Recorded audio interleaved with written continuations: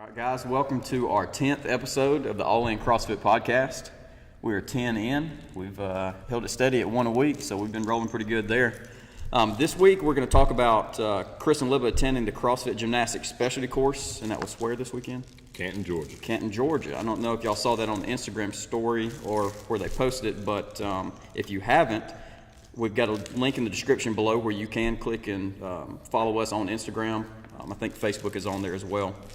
But so getting into that, we want to talk about this week what that means for you as a coach and why you attend these specialty courses and how that is going to kind of relate to us or relate to you as a coach and then us as members of the gym. Yeah. So just kind of go into that. What draws you to these type of events? The CrossFit Specialty Course, specifically the gymnastics one, is it just gives you an opportunity to dive deeper into certain facets of CrossFit, because with the level one, and even more so with the level two, you just dive into teaching the movement, seeing the movement, correcting it. You know, just basically teaching, seeing, correcting, and that's all it goes on. And it focuses on the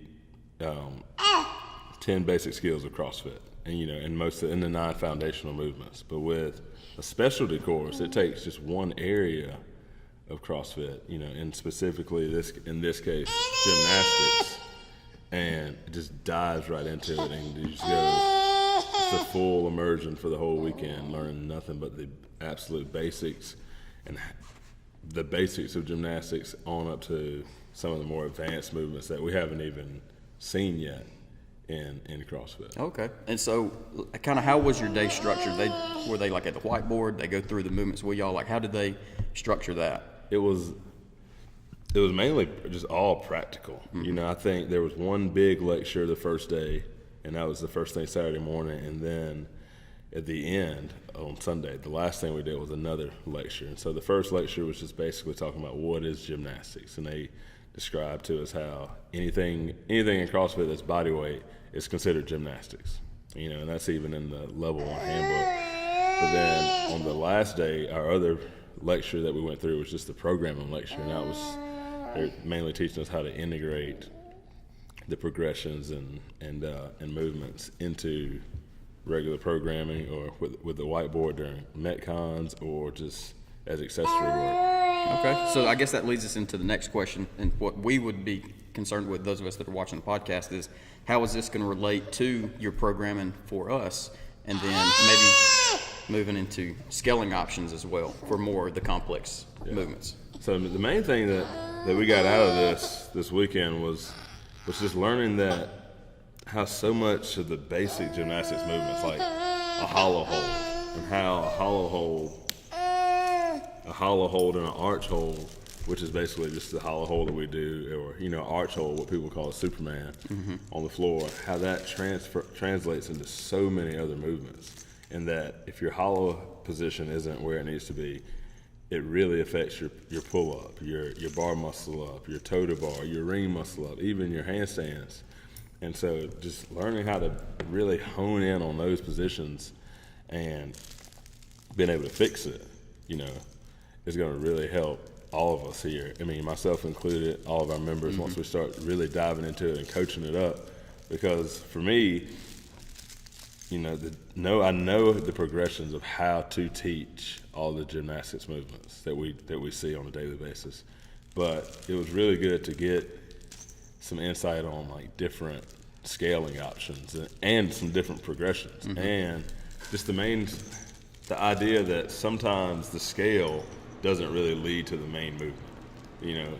So what are you talking about specifically there? So like in the instance of someone who needs, like, one thing that was really kind of mind-blowing for me was we talked about ring rows.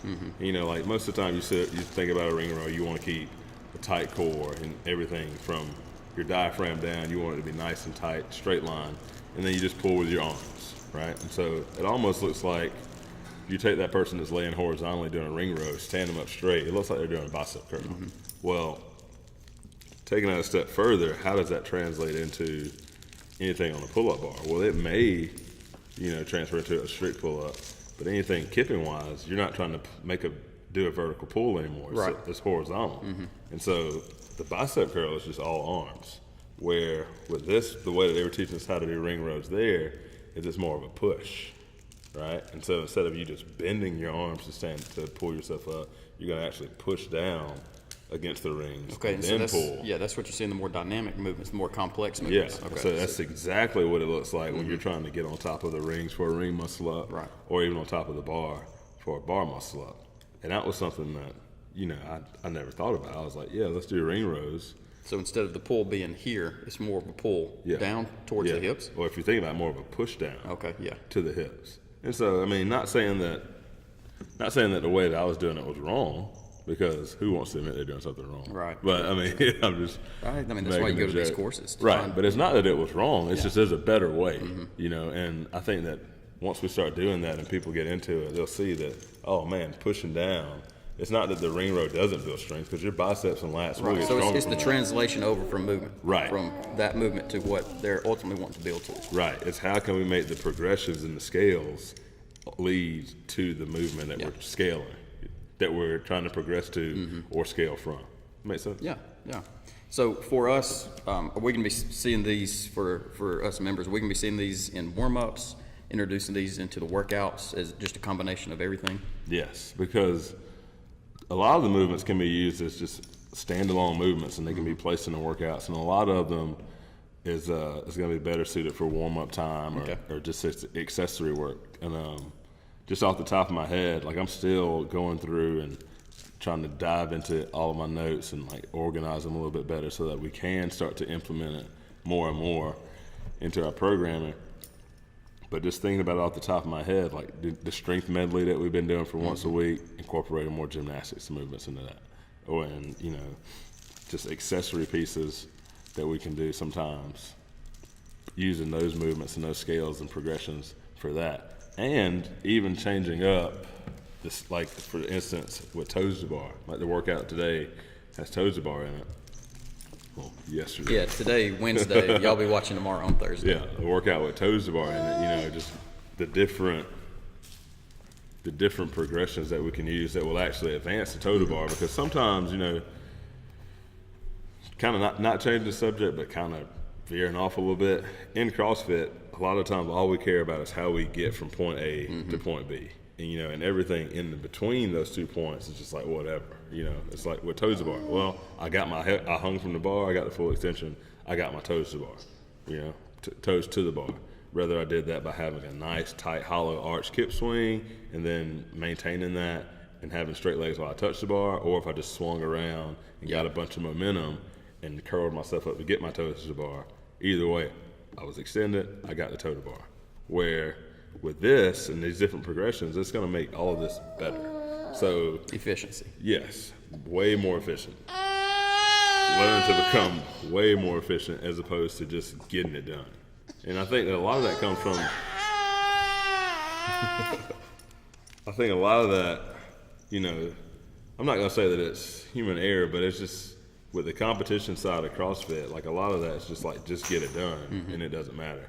But in reality, like we need to be working on trying to make these movements as efficient as we possibly can so that we can then build on them to get better. Well, yeah, I think this is kind of going off on this tangent we're on now. So, like, we want to move well while we're here working in the class setting.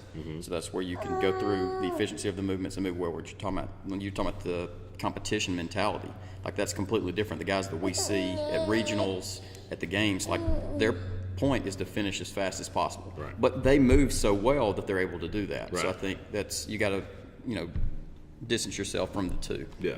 In the class setting. Yeah, because I guarantee you, like if you look at these high-level CrossFit athletes in the competition setting, they have basically gotten to a point where they've almost perfected the movement. So I mean, their positions are solid to where they can adapt their movement to find a way to move faster. Right. You know what I mean? But still be able to maintain good enough positions to where they don't hurt themselves, for one, and they don't completely break down. Because the more efficient you are, the better you're going to be when you're tired. Yeah. And that's something that... We talked about that before on the podcast. I can't remember what episode it was. Maybe 6, 7. If I can find it, I'll throw a card up here and link it. But yeah, it's being able to be as efficient as we possibly can.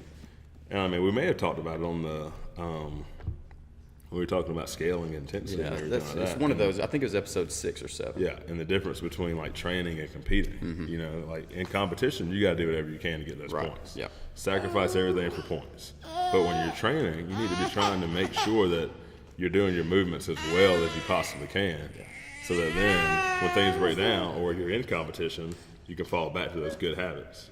All right, so our third member of the podcast crew has joined us again. But going back to what I was saying, circling that back to us talking about the gymnastics and how that relates to us in the class setting, we'll be able to move well through like today's workout, which has the total bar. And so instead of whenever we break down as far as getting tired and fatigued, if you're just trying to get your feet up to the bar, you're just going to blow up. Right.